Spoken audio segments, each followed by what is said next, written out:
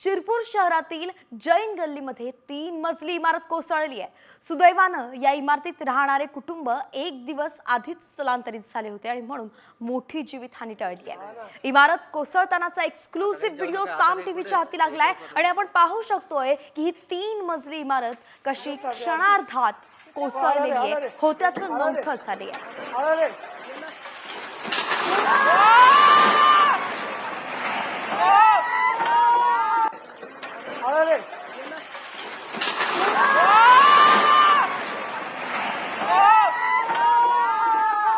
दरवाजा बंद कर, दरवाजा बंद। आला रे आला रे आला रे आला रे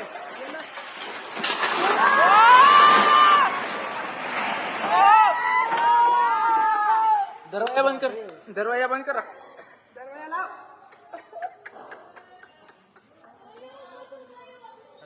आता काय करतोय? याच्यावर कर।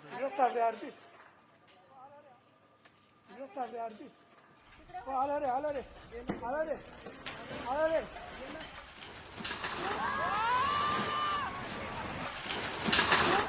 धुळ्यानंतर येतोय बीडमध्ये, कारण बीड पुन्हा हादरलाय।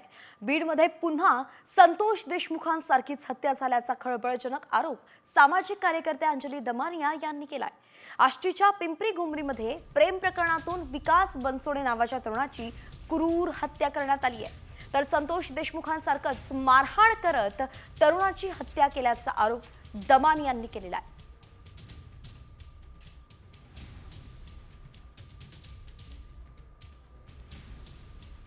बीडमध्ये आष्टी तालुक्यात पुन्हा अशी एक अतिशय हलवून टाकणारी अशी घटना घडली आहे। म्हणजे संतोष देशमुखचं पुन्हा रिपीट आता इथे झालेलं दिसतंय आपल्याला। विलास बनसोड नावाचा अतिशय छोटा 23-24 वर्षाचा मुलगा 2 दिवस झाले तो गायब होता आणि त्याला मारून त्याचा मृतदेह तिकडे एका रुग्णालयात टाकून ती माणसं गायब झाली आणि त्याचे ते पिक्चर्स बघून पुन्हा हलून निघालोय आपण। आणि यानंतर एक व्हायरल मेसेज आहे, त्या संदर्भातली बातमी आपण पाहतोय। वाल्मिक कराड सध्या जेलमध्ये आणि सुनावणीसाठी त्याला बाहेर आणलं जातं। त्यावेळीच कराडला कोर्टाबाहेर मारहाण झाल्याचा दावा करण्यात आलाय। मारहाणीचा व्हिडिओ सुद्धा व्हायरल होतोय। आता खरंच कराडला मारहाण झाली का याची मग आम्ही पडताळणी केली आहे आणि मग आम्हाला काय सत्य कळलंय पाहूयात। वाल्मिक कराडला चोपला, कोर्टाबाहेर वकील आणि जनतेकडून धुलाई। व्हायरल व्हिडिओ मागचं सत्य काय?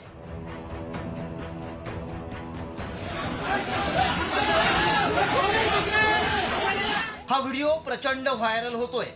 गेल्या 3 महिन्यांपासून सरपंच हत्येप्रकरणी चर्चेत असलेल्या वाल्मिक कराडचा हा व्हिडिओ असल्याचा दावा करण्यात आलाय आणि या कराडला वकील आणि जनतेनं कोर्टाबाहेर चोप दिल्याचा दावा केला जातोय।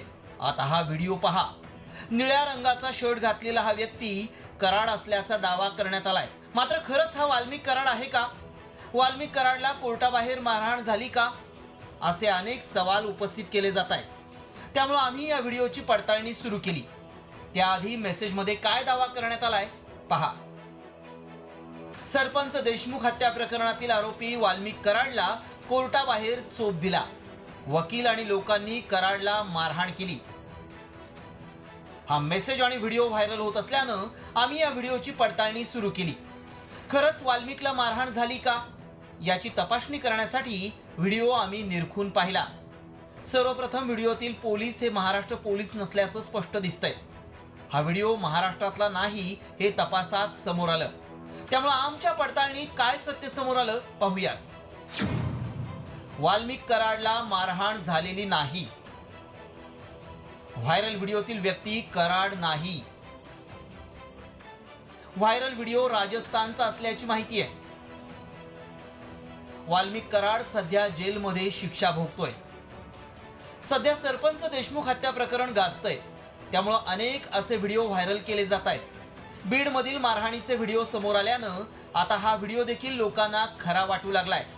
मात्र आमच्या पडताळणीत वाल्मिक कराडला चोप दिला हा दावा असत्य ठरलाय। ब्युरो रिपोर्ट, साम टीव्ही न्यूज। कुठलाही व्हिडिओ जेव्हा व्हायरल होत असतो किंवा मेसेज व्हायरल होत असतो तेव्हा त्याची पडताळणी करणं गरजेचं असतं आणि त्यानंतरच त्यावरती विश्वास ठेवायला हवा. बीडमधील प्रकरण किंवा वातावरण जेव्हा इतकं तापतंय तेव्हा तिथून येणाऱ्या कुठल्याही व्हिडिओची पडताळणी होणं तेवढंच गरजेचं आहे. यानंतर राजकीय बातम्यांचा आढावा घ्यायचा आहे, अगदी वेगवान आढावा न्यूज पॉइंट 20च्या माध्यमातून. विधान परिषदेसाठी भाजपचे उमेदवार अखेर ठरलेत. भाजपकडून ताताराव केचे, संजय केनेकर आणि संदीप जोशींना संधी देण्यात आली आहे. महायुतीत भाजपच्या वाट्याला विधान परिषदेच्या 3 जागा आल्या, तर या 3 जागांसाठी भाजपनं उमेदवारांची घोषणाही केली आहे. शरद पवार पक्षाची पुण्यात महत्त्वाची बैठक होणार आहे आणि या बैठकीचं मार्गदर्शन सुप्रिया सुळे करणार आहेत. दुपारी 3 वाजता मार्केट यार्ड इथल्या निसर्ग मंगल कार्यालयात बैठकीचं आयोजन करण्यात आलंय. उद्योगपती गौतम अदानींनी मुख्यमंत्री देवेंद्र फडणवीसांची भेट घेतली आहे. दोघांमध्ये जवळपास 1.5 तास चर्चा झाली आहे. रात्री उशिरा सागर बंगल्यावरती ही भेट झाली आणि यावेळी विविध विकास प्रकल्पांवरती चर्चा झाल्याची ही माहिती आहे.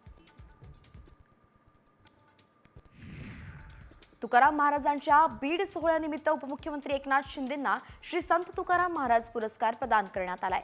देहू संस्थानचे अध्यक्ष ह.भ.प. पुरुषोत्तम महाराज मोरे यांच्या हस्ते हा पुरस्कार प्रदान करण्यात आलाय.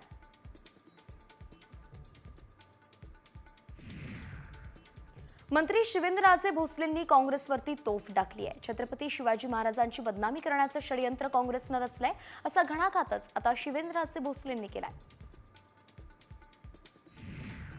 भाजप आमदार सुरेश धस आज खोक्याच्या कुटुंबियांची भेट घेणार आहेत. वन विभागाच्या कारवाईनंतर पहिल्यांदाच धस खोक्याच्या घरी जाणार आहेत, तर खोक्याच्या घरावरती कारवाई करण्यासाठी वन विभागानं जास्त घाई केली असंही धस म्हणाले.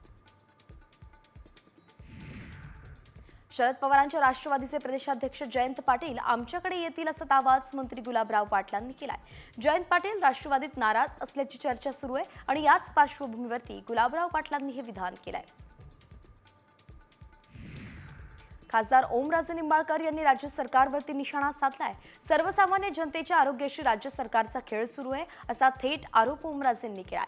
धाराशिवच्या रुग्णालयाचा 361 कोटी रुपये प्रस्तावित खर्च आहे आणि त्यावरून ओमराजे निंबाळकरांनी सरकारवरती टीकास्त्र डागलंय.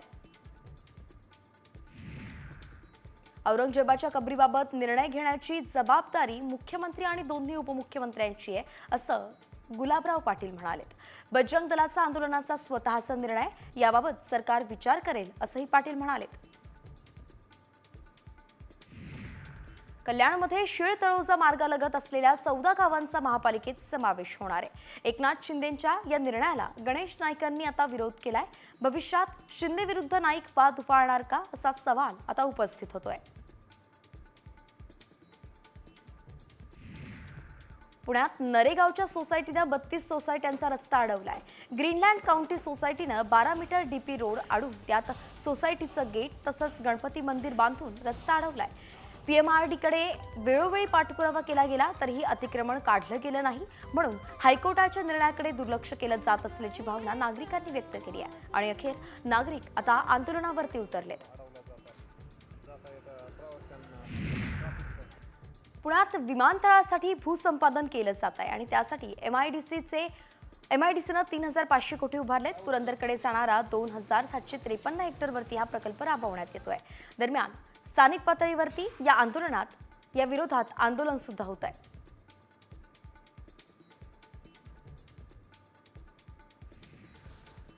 यवतमाळ जिल्ह्यातील नागरिकांच्या सेवेसाठी 90 नवीन एसटी बसेस येणार आहेत. जिल्ह्यातील 9 एसटी डेपोला प्रत्येकी 10 याप्रमाणे एकूण 90 नवीन एसटी बसेस मंजूर करण्यात आल्या.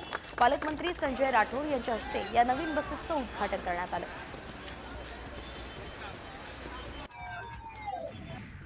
मुंबई पालिका कर्मचाऱ्यांना 12 लाखात घर मिळणार आहे. 4,000 घरांसाठी लॉटरी काढण्यात आली आहे आणि त्याचं उद्यापासून अर्जही भरता येणार आहेत. माहुल परिसरामध्ये 225 चौरस फुटांची ही घरं असतील.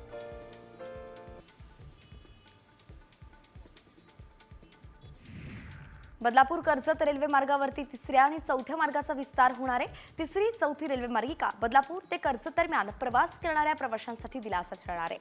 या 32.460 किलोमीटर लांबीचा ब्राऊनफील्ड प्रकल्प आहे आणि केंद्र सरकारनं हा प्रकल्प मार्गी लावल्याबद्दल मुख्यमंत्री फडणवीसांनी पंतप्रधानांचे आभारही मानलेत. पश्चिम रेल्वेवरील दादर भुसावळ विशेष रेल्वे गाडीला पालघर रेल्वे स्थानकावरती अतिरिक्त थांबा देण्यात आलाय, म्हणून पालघरमधील प्रवाशांना प्रवास करणं सोयीस्कर होणार आहे. ही माहिती पश्चिम रेल्वे प्रशासनाकडूनच देण्यात आली आहे. नंदुरबारमध्ये एसटी बसेसला जीपीएस लावण्यात आलंय, मात्र हे जीपीएस सुरू नसल्यानं शासनाचं कोट्यवधी रुपयांचं नुकसान होत आहे आणि ते पाण्यात वाया जात असल्याचं चित्र दिसून येत आहे. त्यामुळेच हे जीपीएस सुरू करण्याची मागणी प्रवाशांनी केली आहे. सावित्रीबाई फुले विद्यापीठातील पदवी पदव्युत्तर अभ्यासक्रमांच्या प्रवेश परीक्षेचा अर्ज करण्यासाठी मुदतवाढ देण्यात आली आहे.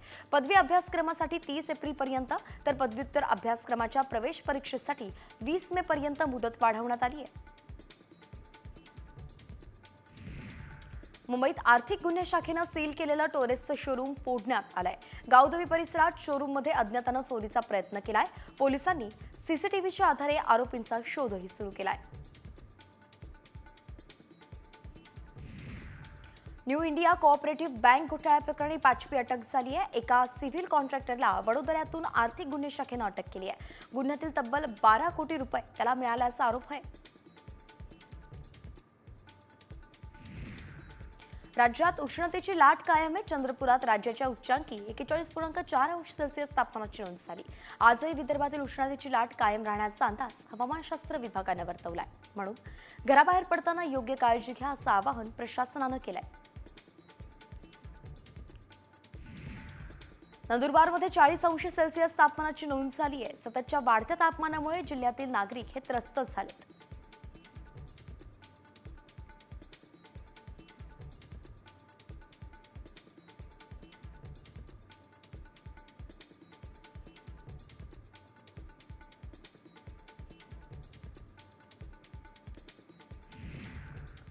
आता बातमी राजकीय गोटातून आहे. बातमी भाजपनं अपक्ष खासदार विशाल पाटील यांना दिलेल्या ऑफरची आहे.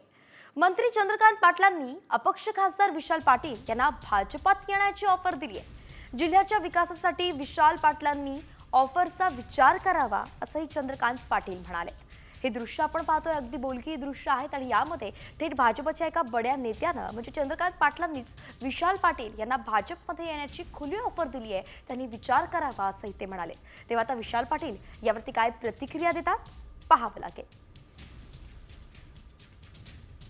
विशाल पाटील हे खरं तर काँग्रेसचे महत्त्वाचे नेते, परंतु काँग्रेस लोकसभेमध्ये त्यांना तिकीट मिळालं नाही काँग्रेसकडून, म्हणून त्यांनी अपक्ष निवडणूक लढवली होती आणि त्यात ते जिंकून आले होते. खासदार ते झाले, परंतु त्यानंतर सुद्धा त्यांनी पुन्हा काँग्रेसलाच आपलं पाठबळ असल्याचं सांगितलं होतं. मात्र आता भाजपने त्यांना ही ऑफर दिली आहे, म्हणून लवकरच विशाल पाटील हे काँग्रेसकडून भाजपकडे जातात का पाहावं लागेल.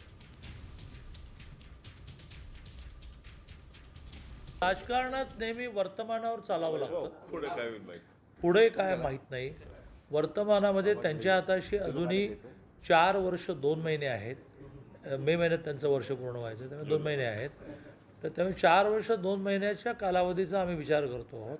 जर ते बरोबर आले तर आमची केंद्रातली एक संख्याही वाढते आणि मग जिल्ह्यातल्या विकासाच्या कामांना त्यांना जे करायचं आहे त्यालाही सोपं जाईल, म्हणून आम्ही त्यांना जाहीर ऑफर आता पुन्हा एकदा देत आहोत. त्याचा त्यांनी विचार करा.